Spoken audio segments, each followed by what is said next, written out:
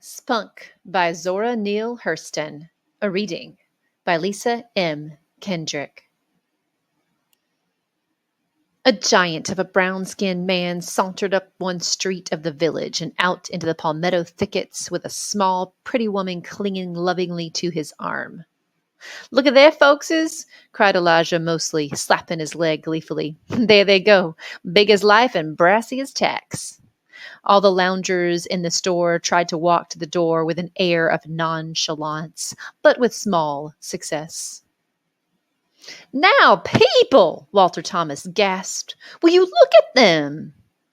But that's one thing I likes about Spunk Banks. He ain't scared of nuttin' on God's green footstool. Nuttin'. He rides that log down at sawmill just like he struts around with another man's wife. Just don't give a kitty. When Tess Miller got cut to the giblets on that circle saw, Spunk steps right up and starts riding. The rest of us was skeered to go near it. A round-shouldered figure in overalls much too large came nervously in the door, and the talking ceased. The men looked at each other and winked. "Give me some soda water. Sarsaparilla, I reckon," the newcomer ordered and stood far down the counter near the open pickled pig feet tub to drink it. Elijah nudged Walter and turned with mock gravity to the newcomer. "Say, Joe, how's everything up your way? How's your wife?" Joe started and all but dropped the bottle he held in his hands. He swallowed several times painfully and his lips trembled. "Aw, Lige, you oughtn't to do nothing like that," Walter grumbled. Elijah ignored him. "She just passed here a few minutes ago on that-a-way," with a wave of his hand in the direction of the woods. Now, Joe knew his wife had passed that way. He knew that the men lounging on the general store had seen her. Moreover, he knew that the men knew he knew. He stood there silent for a long moment, staring blankly, with his Adam's apple twitching nervously up and down his throat. One could actually see the pain he was suffering. His eyes, his face, his hands, and even the dejected slump of his shoulders. He set the bottle down upon the counter. He didn't bang it, just eased it out of his hand silently and fiddled with his suspender buckle. "Well, I'm a-goin' after her today. I'm a-go and fetch her back. Spunk's done gone too fur." He reached down deep into his trouser pocket and drew out a hollow-ground razor, large and shiny, and passed his moistened thumb back and forth over the edge. "Talking like a man, Joe. Course, that's your family affairs, but I like to see grit in anybody." Joe Canty laid down a nickel and stumbled out onto the street. Dusk crept in from the woods. Ike Carl lit the swinging oil lamp that was almost immediately surrounded by candle flies. The men laughed boisterously behind Joe's back as they watched him shambled woodward. "You oughtn't have said what you did to him, Lige." "Look how it worked him up," Walter chided. "And I hope it did work him up. 'Tain't even decent for a man to take and take like he do. Spunk'll sure kill him." "Oh, I don't know. You never can tell. He might turn him up and spank him for getting in the way. But Spunk wouldn't shoot no unarmed man. That razor he carried out of here ain't going to run Spunk down and cut him. And Joe ain't got the nerve to go up to Spunk with it knowing he totes that Army 45. He makes that break out of here to bluff us. He's going to hide that razor behind the first likely palmetto root and sneak back home to bed." "Didn't he meet Spunk and Lena face to face one day last week and mumble something to Spunk about letting his wife alone?" "What did Spunk say?" Walter broke in. "I like him fine, but 'tain't right the way he carries on with Lena Canty just 'cause Joe's timid about fighting." "You wrong here, Walter. 'Tain't 'cause Joe's timid at all. It's 'cause Spunk wants Lena. If Joe was a passel of wild cats, Spunk would tackle the job just the same. As I was saying a minute ago, he told Joe right to his face that Lena was his. 'Call her,' he says to Joe. 'Call her and see if she'll come.' A woman knows her boss, and she answers when he calls. 'Lena, ain't I your husband?' Joe sort of whines out. Lena looked at him real disgusted, but she don't answer, and she don't move out of her tracks. Then Spunk reaches out and takes hold of her arm and says, 'Lena, Use mine. From now on, I works for you and fights for you, and I never wants you to look at nobody for a crumb of bread, a stitch of clothes, or a shingle over your head. But me, long as I live. I'll get the lumber for out of this house tomorrow. Go home and get your things together.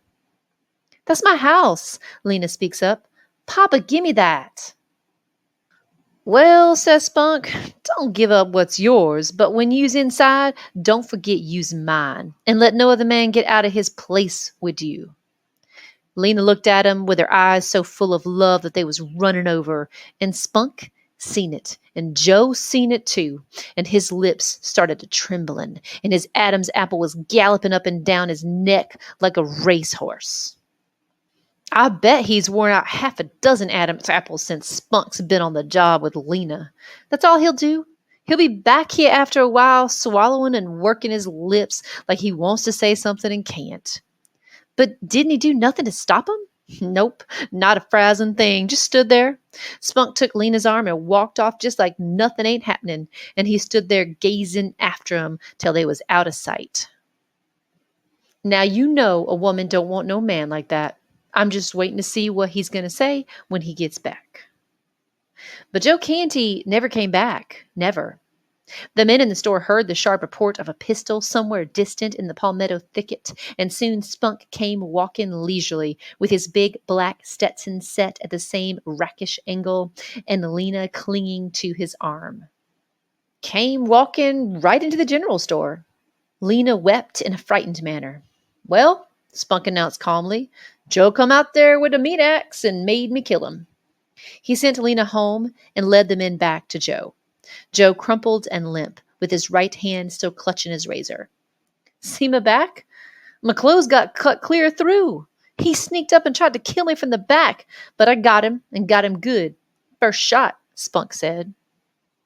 The men glared at Elijah accusingly. Take him up and plant him in Stony Lonesome, Spunk said in a careless voice. I didn't want to shoot him, but he made me do it. He's a dirty coward, jumping on a man from behind. Spunk turned on his heel and sauntered away to where he knew his love wept in fear for him, and no man stopped him. At the general store later on, they all talked of locking him up until the sheriff could come from Orlando, but no one did anything but talk. A clear case of self-defense, the trial was a short one, and Spunk walked out of the courthouse to freedom again. He could work again, ride the dangerous log carriage that fed the singing, snarling, biting circle saw. He could stroll the soft, dark lanes with his guitar. He was free to roam the woods again. He was free to return to Lena. He did all of these things. What you reckon, Walt? Elijah asked one night later. Spunk's getting ready to marry Lena. No, why, Joe ain't had time to get cold yet. Nohow, I don't figure Spunk was the marrying kind. Well, he is, rejoined Elijah. He done moved most of Lena's things, and her along with him, right over to the Bradley house. He's buying it, just like I told y'all right in here the night Joe was killed. Spunk's crazy about Lena.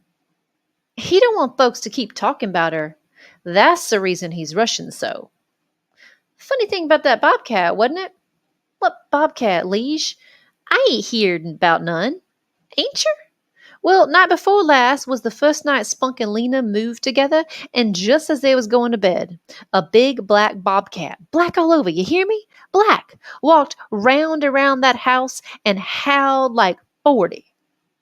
And when Spunk got his gun and went to the window to shoot it, he says it stood right still and looked him in the eye and howled right at him. The thing got Spunk so nervous up he couldn't shoot. But Spunk says 'twant no bobcat nohow. He says it was Joe done sneaked back from hell. Pfft, sniffed Walter. He ought to be nervous after what he done. I reckon Joe come back to dare him to marry Lena, or to come out and fight. I bet he'll be back, time and again, too. Know what I think? Joe was a braver man than Spunk. There was a general shout of derision from the group. That's a fact, went on Walter. Look at what he done. Took a razor and went out to fight a man he knowed toted a gun and was a crack shot, too. 'Nother thing, Joe was scared of Spunk, scared plumb stiff, but he went just the same. It took him a long time to get his nerve up. Tain't nothing for Spunk to fight when he ain't scared of nothing. Now, Joe's done come back to have it out with the man that's got all he ever had.